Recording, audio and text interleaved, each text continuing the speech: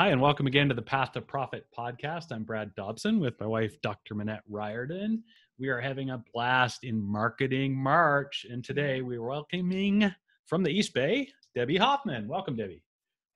Thank you. It's so great to be here. Thanks for having me. No, it's so fun to connect with you. I know we've been trying to do this for a while, and I love this topic. And I know that our audience is going to love What's the topic? This topic. The topic, drum roll please, is follow-up, right? And we normally have a quote for the show, and I think the only quote that we need for this show is that the fortune is in the follow-up. Yep. And so before we dive in and get started, people have seen your bio in the show notes, and I am curious just to have you tell us a little bit about your business, how you got started, and why are you so passionate about this concept of follow-up? Well, it's a long story, and I'll share the Reader's Digest version. So I worked on Wall Street for 20 years and then retired and came home to be with my son and to raise him. And I went into the health and wellness industry and network marketing. And a woman asked me to follow up with her who I had met at a conference. And I did, of course. And it was 14 months before she said yes. So I followed up with her for 14 months. And she called one day and left me a message and said, Debbie, you need to teach me your system. You're amazing at follow-up. I suck at it. We need to talk. And I, to be honest, did not think anything of it. And we got on the phone and she said, Debbie, no one follows up with me. She runs a speakers association and she meets people all the time. And she said, you've got to do something with this. You're amazing at it. People are struggling. And to tell you the truth, I had no idea what she was talking about. It's like, what are you talking, I had no clue that I was doing anything special, and I didn't have a clue that people were struggling with it. So I launched the business. It was really from her inspiration and her support that this business got launched. I wasn't looking for it.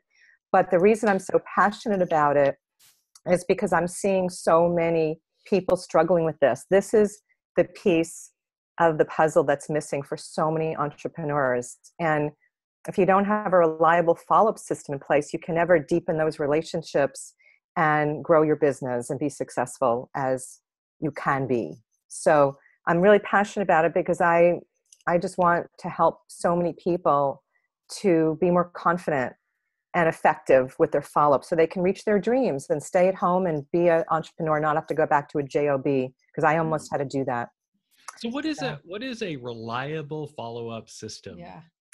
What it is, it's a step-by-step blueprint that involves everything from before you even leave the house. Because so many people think that follow-up is just calling somebody after or emailing them after you meet them. And that is one small part of it. So my system starts before you even leave the house, how you're going to prepare, like what you're going to say, for instance, if you go to a networking event and someone asks, what do you do? What are you going to say? Or if you have a meeting with a potential client, to prepare.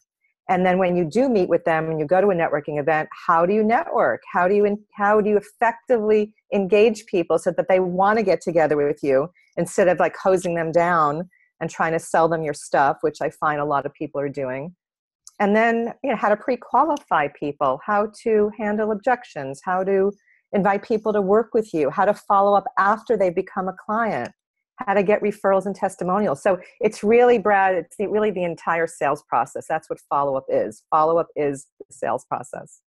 And I love that definition of follow-up is the sales process, right? I saw that on your website when I was looking around, and people think that even that piece.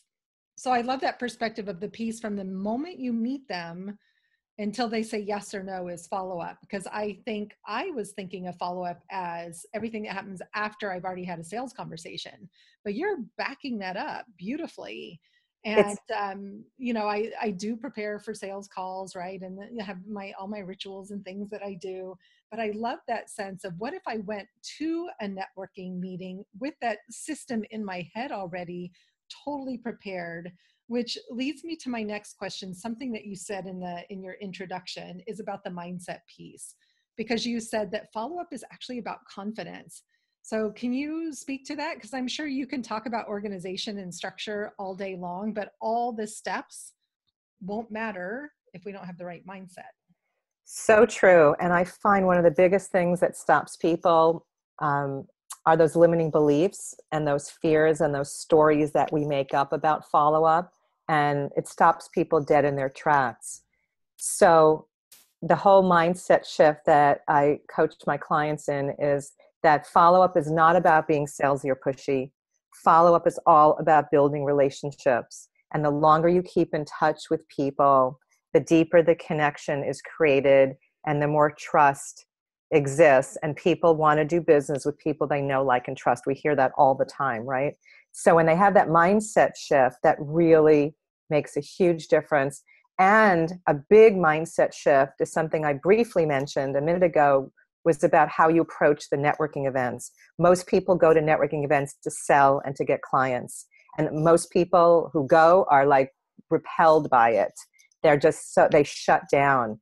So I teach my clients about going to a networking event with the mindset of how you can give, how you can help other people, how you can build a relationship, and everything will come back in spades when you're showing up in service to people. So can you give an example Tony said of that? that twice on Yeah, this podcast. Tony Wilkins always talks about that too. I know you know Tony as well, but that, sense, and I say the same thing about sales, and, my mentor and coach says the same thing about sales. Sales is all about service and giving first. So maybe share an example, even if it's one of your own or a client example. Sure. Of what does that look like when you go to networking? Because we've all been on the receiving end of card pushers. Yes. And it feels so icky. Feels so icky. Just talk about themselves and never even ask you questions. So how do you do that differently? Okay, so when I show up at a networking event, and this is how I coach my clients to do the same exact thing that I'm sharing with you now, is I just go up to people and introduce myself. I start asking them questions right away. I get very curious. I do not talk about myself until later on. And I'll ask them about their, what brought them here? Have they been to this event before? What inspired them to come? When you ask that question, it opens up the floodgates, and they'll start sharing a story sometimes, or just, what their business is. And then I always ask, if I've been at this networking event before, I'll invite them, or I'll offer to introduce them to some of the other people there. I'll tell them how fabulous this event is. They're fabulous people here. Would you like me to introduce you to some of them? So right away, I'm taking care of them and seeing how I can help them. And another thing that I do is I always ask, are you looking for other places to network? And they always say yes. And then I'll offer to introduce them to the organizer of a couple of different communities that I think would be appropriate for them. And they just, it's love at first sight, because here I am trying to help them, and I haven't even talked about what I do yet. And they're like, what do you do? How can I help you? They want to do everything they can, because their defenses have come down and their heart's open, and the connection is deeper in that situation. I love that. That's such a great example. And I particularly loved what inspired you to come, as opposed to, so what do you do? Yeah. Right. So not even asking that question, which also can throw people into that moment of panic. You can see it in their eyes when they're like, oh, I don't know what to say. Right. And so asking them a completely different question is brilliant. It really, it's a very easy question to ask. And I'm just curious, what inspired you to come here today? So they might talk about their business. They might talk about how they've been a stay-at-home mom forever, and now they're just starting a business. You're going to hear such incredibly juicy stuff that it could help you to determine if they're a good fit for you, but it's not on my agenda. That this comes first always. Yeah. And I think that's the thing, right? You're listening for the different ways that you can help them, and that might be you and it might not. Exactly. Right. Exactly. I take a different approach to this when I talk to my clients about knowing who your ideal client is, so that when you do get the chance to talk about yourself, you can instantly create that same rapport by being able to say, wow, that's amazing. This is something I could help you with. Right. And know where to take the conversation next without, you need to buy my services. But again, it's that place of heart connection, really getting to know people and what it is that they need, and having needs come second. And the other thing too is when they do get around to asking me what I do, if I get a lot of lean in, and most people go, oh my God, I suck at follow-up. Oh my God, that's the biggest thing I struggle with. Then I'll get curious and ask some questions that will help me lead to whether they're interested or not. And then if they're a really good fit, I'll invite them to a discovery session so that we can get to know each other better. But I only do that if there's lean in and if they're really interested and go, oh my God, I really need help with that. So describe lean in for people that aren't familiar with the terminology. So people, when I share what I do, if I get a reaction from them, like I was just sharing, like if they go, oh, if their eyes roll or if they smile and they giggle and they go, oh my God, that is like the thing that I struggle with the most. Or, oh, I can so relate to what you just said. That's lean in. If they're looking around the room and they're bored, that's not lean in. Checking their watch, seeing who's on the other side of the room. Right. Yeah. And so because of what I do, I have a very natural question that I can ask them. If they really react, I'll just say, so I'm just curious, like, what's your biggest struggle with follow-up? I'll just get curious. Or sometimes I'll say, so where do you find your clients? And they'll say, oh, I network all the time. And I'm, if they say something that's a struggle or a problem, then I'll ask another question. So I'm very strategic with the questions I'm asking, but just from a place of curiosity. Yeah. And they usually describe the giant stack of business cards that they haven't looked at in 5 years. Right. I was at a client's house the other day and she had a stack of 50 sets stapled of handwritten notes of people that needed to be followed up with that weren't in a system of any kind, right? So it's just, there's so many directions that people can go. Yeah, she's a perfect referral for me, just saying. Yes, absolutely. Yeah, she is. And she's totally coachable and knows that she needs better systems, right? So I have a different question. I actually did see a quote about follow-up. And I think I know the answer to this, but for someone who's out there, they're spending a bunch of money to generate leads or to travel to conferences and all those types of things, how much does it cost to do good follow-up? In terms of? Well, how much do they have to pay out to do all the things that Debbie's talking about? It's free. You just pick up the phone and call people. That's right. You were asking a leading question. Yeah. I was like, is this a trick question? No, I know. The quote was, the best thing about follow-up is that it's free. It's free. That's I have that quote somewhere.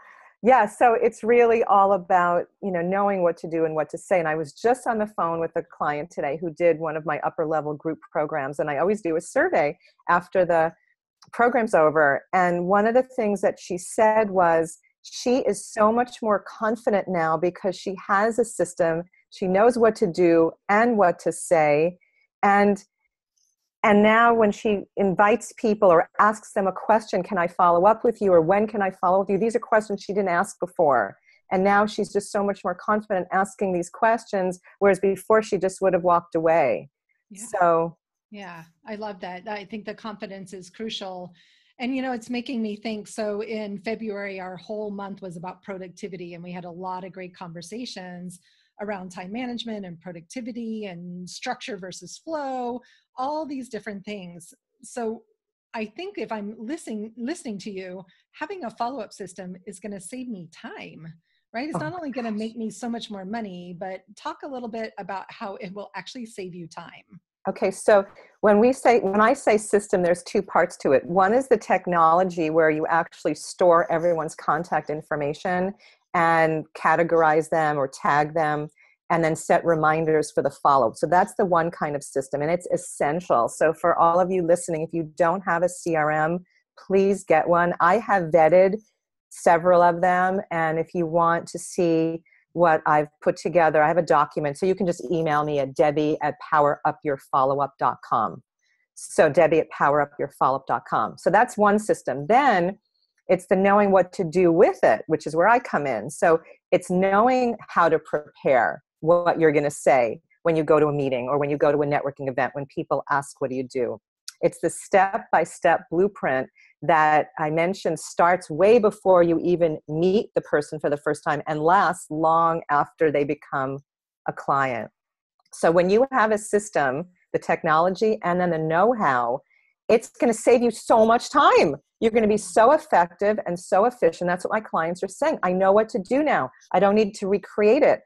The thing that people struggle with is they don't know how often to call, within what time frame. They just don't know because most people haven't been taught these skills. They're passionate about their business and what they do and the service they provide or the products they offer, but they just don't know the step by step. Yeah, So these are things. Sorry, these are things that larger companies have down to a science in terms of how they use their CRM for their salespeople and specific follow-up call scripts and all of these things. right. But you can do all of that on your own and do a really effective and heart-based approach to it without that much infrastructure and without that much effort. And, Yeah. and you're speaking our combined language here is the technology plus the know-how plus the mindset, right? Those Right. are the three pieces that when they're in place, it becomes very effortless. And Yes. also, do you find that once people implement a follow-up system, for me, it has to be emotionally freeing as well. One of the things that Brad and I talk about a lot is open loops in our business. And follow-up creates these huge open loops. Like I have one right now that she's on my list to follow up again today, that we've had the consult, I've done some follow-up, and it's time to have that touch point again, right? Because it's taking up emotional and mental space of wondering and why isn't she calling back? And so maybe speak a little bit to how the system it eases so much more than just time. I love what you just said, because when you don't have a yes or a no from someone, there's this energy that's going out constantly. It might not be conscious, but there's this energetic drain. Like, are they interested? Are they not? Should I call them? Should I not? And so I always make it so safe for people to say no. When you have a system and you know what questions to ask and that you're okay with getting the no, that it doesn't mean, this is the mindset, it doesn't mean anything about you. Yeah. It's just not the right time or not the right fit or whatever. It's not like something you need to take personally, but most people do take it personally and they fear the rejection. I've been talking with some new clients who just came on board, and that's a big thing. They'd rather not call than to get the no. So it's really great to get clarity. It takes a long time to get over that, right? And I've been in sales for 17 years. And so my last business, I think, I owned a publishing company. I had a parenting magazine. I sold advertising. And I don't know that I ever minded the no, because it never felt personal. But then when I started my coaching business, where all of a sudden it felt like I was selling me personally, it did feel different, and that no felt very different. And it took me a little while to really find that magic place of not taking it personally. So how do you help people get over their fear of rejection?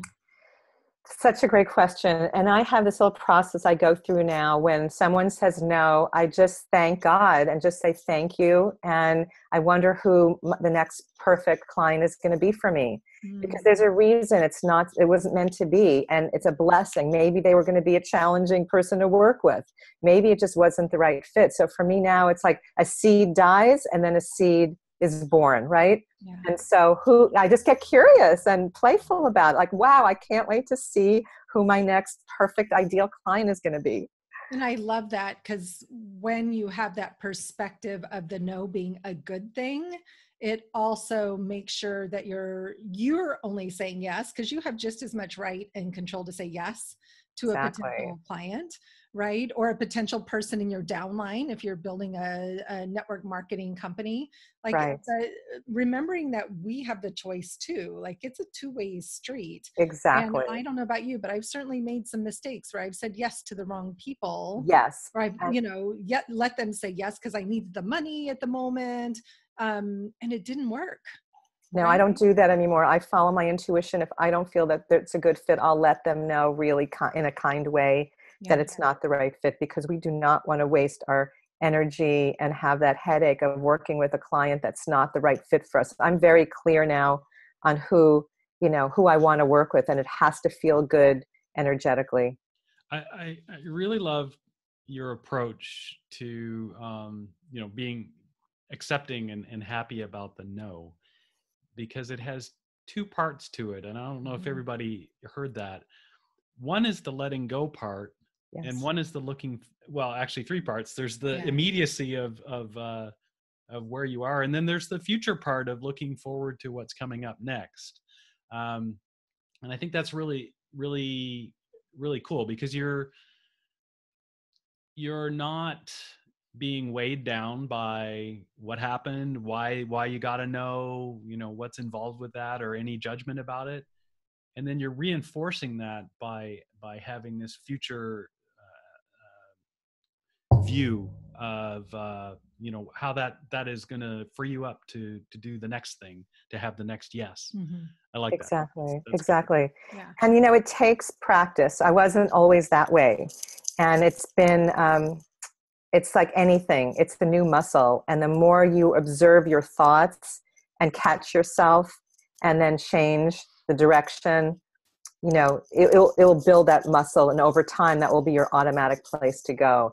And now it's like I wonder who, I get into this place of wonderment. I wonder who my next amazing client's going to be. I can't wait to meet my next amazing client. And so it takes the sting out of it. And then the other thing too, and this is just an aside, but this can be very helpful for the fear of rejection and helping people to get over it, is just say, I totally get that this is not the right thing for you or not the right time or whatever.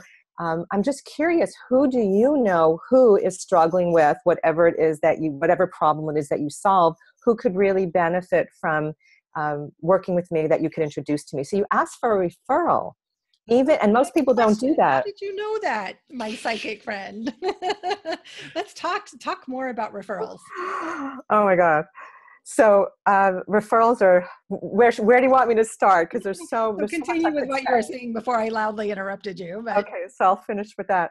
So most people, when they hear a no, they go into the victim, oh, she said no, or he said no, and they start feeling bad and making it mean something about them. So if you go right into asking for the referral, because just because they're not the right fit doesn't mean that they're not going to know people who would be. So I recommend that you be very specific on the kind of people or the kind of struggle or problem that they're having. So you don't just say, who can you refer to me? That's how a lot of people ask for referrals, and it gets nowhere. So who do you know? So I would say, who do you know who's really struggling to get clients and they don't have a follow-up system in place and they really want to grow their business? So go into the struggle, the pain, the problem that they're having, and who would love to have a thriving business and have more confidence and know how to network more effectively. Whatever I'll say, I'll mention a few problems and a few solutions, and I make it so juicy that they sometimes turn around and go, well, I need that, so if you share it that clearly, they might actually turn around. But if not, it's okay. You just want to ask them, so can you think of anybody right now? Does anybody come to mind right now? And most people don't do that either. They just say, please let me know if there's somebody that comes up, but just ask, is anyone coming up for you right now that you think would be a perfect client for me? That's so key. And I'm not doing that. I'm like listening to you going, I'm not doing that. We talk on this podcast so often about ideal client. And I hope everybody could hear how clear Debbie was about her ideal client when she was asking that possible referral source. And that referral source can't refer somebody unless you're really clear about what it is you're trying to get people to refer for. And you don't have to be a coach. This could be selling your art. This could be selling your music. But if, say, you're a musician and you're doing EDM or you're doing slack key guitar, well, you have to have actually said this is the type of music. Otherwise, people don't understand. So to get that referral, you need to be inside the head of your ideal client and sort of show that to the referrer. Yeah, we tend to work with a lot of creatives in the Path to Profit Academy that are selling art, right? That are graphic designers. Some of them are selling services. So how does this work for someone? I think that the art example is a great one. How does this work for someone who is selling a product over a service? It's the same thing. Duh, right? It's the same thing. So with a product, you're not focusing on you and the service you're providing. You're focusing on the benefit that the product offers. And the biggest mistake I'm seeing people make when they talk about what they do, when it comes to a product or service, they're focusing on the process or the name or of the product or the ingredients of it. And it's just, people are not leaning in. So it's all about the benefit, the result, the experience that people will have using that product. Yeah. You know, what's in it for them, right? It's always got to be what's in it for them. So I'd love to maybe shift directions a little bit and talk a little bit about the technology piece, because I think maybe also creatives in particular and people who aren't super tech savvy don't understand how much of the process can be automated and doesn't actually always have to be them. So part of having a customer relationship management or CRM system is so that you can actually automate some of your follow-up without it feeling salesy or like it's not really you, correct? Yes, and there's two parts. There's the CRM, which is really the part where you are putting in your contacts information, keeping notes and tagging them with where you met them or if they're interested or not, or you know where they are in the discovery process. Then there's the email marketing system that takes care of the automated emails that go out. So you want to have both parts so that you can cover both bases. So with CRM, you're individually calling and individually emailing. With an email marketing system, it's a group. So it's really good to have both. It's critical to have both. And I know That's why we have Entreport, because it does all of that. Exactly, exactly. So we love Entreport and can probably use the CRM piece more than we do currently, which is on me to learn the tech piece of that, right? Because he's the tech whiz. And I know you said that people can email you at debbie@powerupyourfollowup.com to get some of your recommendations. But for somebody who's brand new to doing this, maybe they're building a network marketing team, what CRM would you recommend they start with that's like user friendly, not because some of them are so big, have so many bells and whistles, it's too much engine, right? Yeah, there's a few that are in this document, my recommended CRMs that are really affordable, like from $10 to $20 a month. And there's one in there that specifically was designed by someone from the network marketing industry. So it's really great to use that one. And what I love about it is that you can store or upload all of your email templates in there. And then when you have a team member that also signs up for the system, they automatically get all those emails uploaded into their system. So network marketing is all about duplication. And I had 20 years experience in that industry, so I know it inside and out. And I really work with a lot of people in the network marketing industry.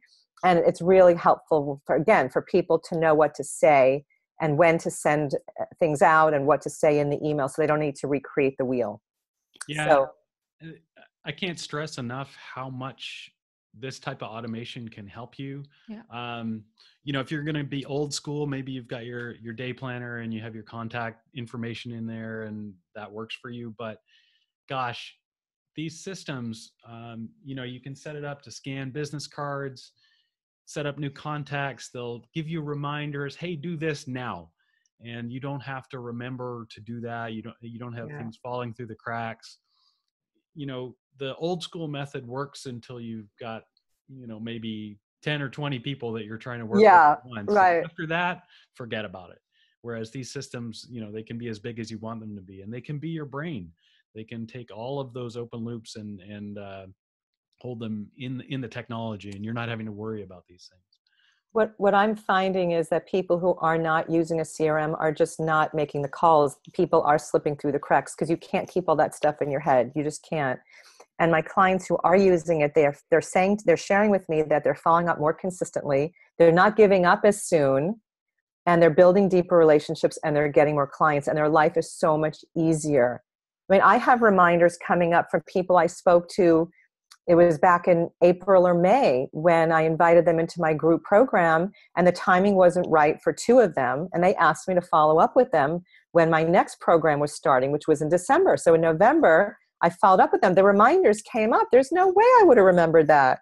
Right. And they both joined the program. And I followed up with one of them 9 times and one of them 5 times. And they both thanked me for not giving up on them. And they're so happy to be in the program. So follow-up is all about building relationships. And when you have a system in place that automates everything for you, you're going to be more consistently in touch with your prospects in a deeper connection, deeper relationship will be created. That's what follow-up is all about. I love that. That's great. What's your favorite CRM? What do you use personally? Well, I use Infusionsoft, but that's not right for everyone. But Entreport's been a really great one for people who are just getting into the email marketing part and the CRM. But there's a bunch of really good ones. But it just all depends on what people want. I always hesitate to answer that question, what do you recommend? Because everybody has different needs. Sure. That's why I didn't ask what you recommend. Just curious what you use personally. And, we don't ever recommend Infusionsoft or Entreport for people that are just starting out. No. And I didn't start with this. I started with one email marketing system and one CRM, and that now I've combined them, and it makes life so much easier. And there aren't many that combine both. Yeah. There aren't many. Yeah, I think that's the secret. So Debbie, this was so great. I took so many notes, and I think, between us, what we're seeing, it's technology plus know-how plus mindset, that this is the key to the follow-up strategy. And if you don't even know where to start, I cannot highly recommend that you follow up yourself with Debbie. I have known Debbie now for, probably 2 or 3 years. Right? So at least 3 years, I think. And if you put her in the contact database, then you'd know. Personal contact. Gotcha. Maybe I need a friendship database in my CRM. Yeah. To reach out and connect and follow up with people as well. Thank goodness for Facebook Messenger. Exactly. But my point is that Debbie is a wealth of information. I know so many people who have worked with her personally and are having so much success. So Debbie, if people are interested in learning how to power up their follow-up, where can they go to get more information? Well, I have a gift that I'd like to offer to everyone, and it's my free guide, 4 secrets to power up your sales without being salesy, because that's my whole philosophy is underlying that, not being salesy. And you'll receive 4 great tips in there, steps that you can take right away, that you can implement right away to grow your business. And you'll also receive a weekly video tip on Follow-Up Friday. Nice. So every Friday, you'll get a very short video tip, something, again, that you can implement right away. So it will keep follow-up top of mind for you. So if you'd like to request this, go to powerupyourfollowup.com/free guide, GUIDE. One word, free guide, powerupyourfollowup.com/free guide. We'll have that in the show notes too. Yeah, great. well. Yeah. And then for those of you who are listening who, you're just not getting enough clients, your business is not growing the way you want to, and you know that follow-up is an issue for you, I'd love to invite you to sign up for a free session, Convert More Prospects into Clients breakthrough session. And during this time, we'll explore where you want your business to go, like what's been getting in the way. I'll identify 3 key areas that I think need work from my perspective. And then if it's a good fit, we'll discuss how I can support you. And if not, you'll walk away with 3 areas that you can work on. So to request this, go to powerupyourfollowup.com/session, SESSION, powerupyourfollowup.com/session. Beautiful. And we'll have all of that in the show notes. And last, but certainly not least, we know you have a live event coming up. I love doing live events. So tell us a little bit about your May event so people can come and meet you in person. Well, May 4th, thank you. May 4th through 6th in Pleasanton, which is the East Bay of San Francisco. I'm having a 3-day live event, Power Up Your Follow-Up Live. How to attract more clients fast without being salesy. There's a theme here, right? Wow, I know. And so I just want to comment and compliment you and acknowledge that too, that consistency is key. So it's really, thank you. There's a theme and it's on purpose and it's beautiful. Because it's the biggest thing that stops people from following up is this salesy, pushy thing. I mean, I've talked to hundreds of people and this is what comes up. So during this event, this is not going to be an event where you're going to be sitting and taking notes. You will take notes, but then after every teaching, you'll be implementing and practicing and role-playing with people in the room. And so you'll walk away with how to powerfully share what you do so you do get that lean in. We'll be doing networking exercises so you'll learn how to network more effectively. We didn't get to go into as much as I had hoped about the referrals, but you'll learn how to powerfully ask for referrals and how important they are to growing your business. We'll have you back again. So that'd be great, because that could be a whole call, a whole podcast just on referrals because most people are not consistently asking their clients for referrals. So you're going to walk away with, again, you'll be introduced to my step-by-step follow-up system. And the people there are amazing, the community that's created, the support. People do business with each other. They refer people to each other. And so to get more information on that event, just go to powerupyourfollowup.com/live. Power Again, up the your theme. follow-up. It's Yeah, so exactly. easy. That's awesome. Thank you, Debbie. And we Good will have stuff. all of those links in the show note. Thank you. And thank you for taking time out of your busy schedule Oh, to come and connect with us and share all the brilliance. The fortune is in the follow-up, people. So, And it's free. and it's free. it's free. Thanks so much for inviting me. It's been so fun being here with both of you today, and Yeah. really appreciate you inviting me. No, we're happy to have you. And I appreciate the depth of information that you shared. And I want to encourage people to follow up with you. No pun intended at all. But it's so hard to figure out this stuff on your own, right? We are such big fans of investing in coaching and training for those pieces that we don't do well.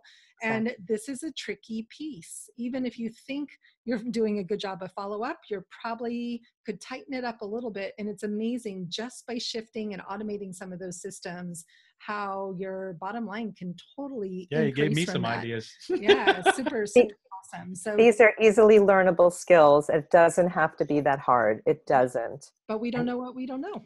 Exactly. Exactly. Yeah. Great stuff. And I love that you combine the mindset piece. I think that's so, so important. So Debbie, thank you, thank you, thank you. Appreciate Thank your you. time. I'm Dr. Minette Riordan with my husband, Brad Dobson. We're the co-founders of the Path to Profit Academy, and we'll see you on the next show. Bye, guys. Bye. Thanks so much.